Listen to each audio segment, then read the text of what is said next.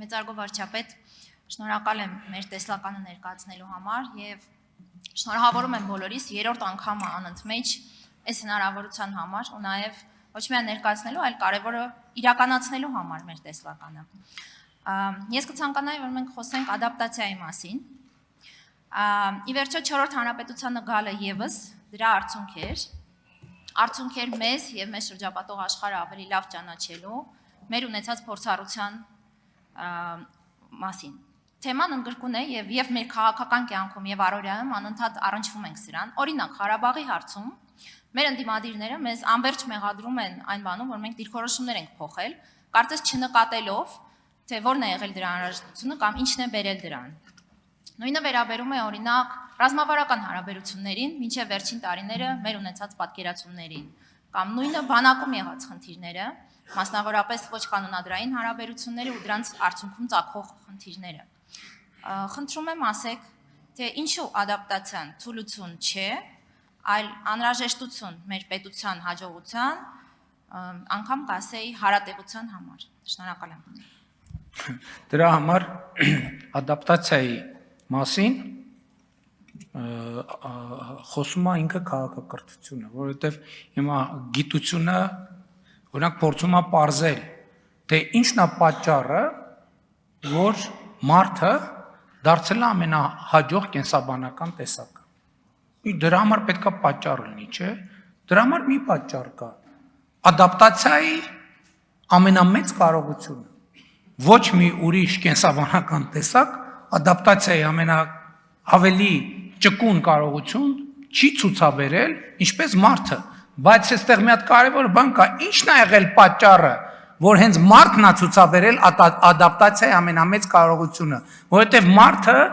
օբյեկտիվ հանգամանքների բերումով հայտնվել է ամենաանպաշտպան վիճակում, որովհետև մյուսները մագիլներ ունեն, չգիտեմ, ժանիքներ ունեն, մորթի ունեն, հաստ, մարդը միակ կենսաբանական տեսակն է եղել, որ ժամանակի ընթացքում զրկվել է դրանից, հենց զրկվել է, սկսել է ադապտացիայի անհրաժեշտության մեջ մտնել եւ դառել է ամենահաջող տեսակը։ Այսինքն քաղաքակրթության պատմությունը ինքը դա է ցույց տալիս։ Ինչ վերաբերվում է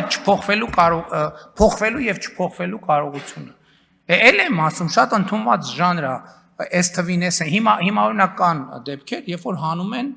ենթադրենք 97 թվին իմ գրած հոդվածը ասում են, տեսեք ինչ է գրել։ Եկեք 4 դասանի շարադրությունը հանեք։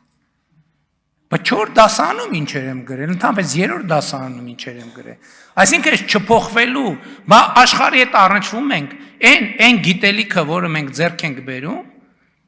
ժամանակակից աշխարհում մենք ժողովրդի մեր հանրության հետ այն ինֆորմացիան չկիսելը ամենամեծ խնդիրն է։ Մեր խնդիրները ինչն է եղել մեծագույն։ Չէ՞ տեսեք այդ բանաձևը, Ղարաբաղի հարցին փորձագիտական մակարդակով տիրապետում է 4 հոգի։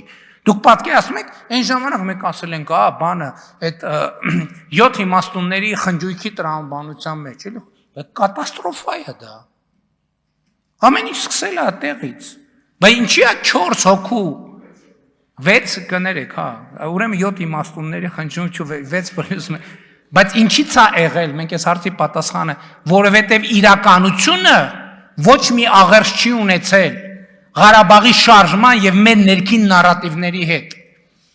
Եվ եթե այդ իրականությանը ավելի ու ավելի շատ մարդ տիրապետեր, դա այդ դիսոնանսը ավելի էր մեծացնելու։ Եթե մենք այդ հարցին տիրապետել 6 հոգի, նշանակում է մեր հանրության 99.9%-ը ինֆորմացիա չի ունեցել հարցի իրական շրջանակի մասին, այսինքն մեր հանրության 99.9%-ը խաբված է եղել այդ հարցի առնչությամբ։ Մենք չենք անդրադարձել այս թեմաներին։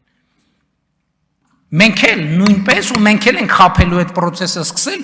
շարունակել ավանդույթը մինչև մի կետը հասկացել ենք, որ չի կարելի այդպես։ Արձագանք։ Այո,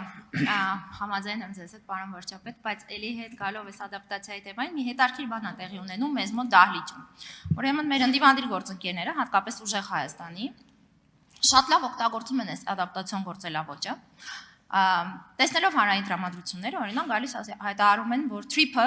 ճանապարհ է ոչ թե միջանցք, կամ ասում են կեցե դիվերսիֆիկացիան միշտ կողմ ենք եղել այլընտրանքներին,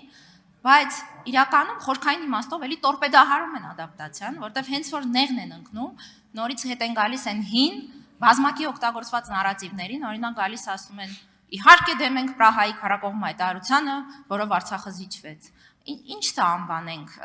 ադապտացիայի անազնիվ շահագործում։ Գիտեք, եկեք ես չմեկնաբանեմ, ես կարծում եմ առաջիկա օրերին ընդդիմության հետ ներկայացուցիչներից շփվելու առիթ կունենամ եւ ձեր ասած իրադրություններին երևի ինչ որ, այսինքն ձեր ասածի հետ անձամբ տպավորություններ ստանամ, հետո տպավորություններս կկիսեմ, ներողություն խնդրելով, չնայած վստահում եմ ձեր տպավորություններին, բայց ամեն դեպքում ճիշտ չի լինի, որ ընդդիմությունը այստեղ ներկա է, ես ձեզ հետ խոսեմ ընդդիմության մասին, ընդդիմության հետ խոսելը ընդդիմության մասին երևի ավելի ճիշտ կլինի։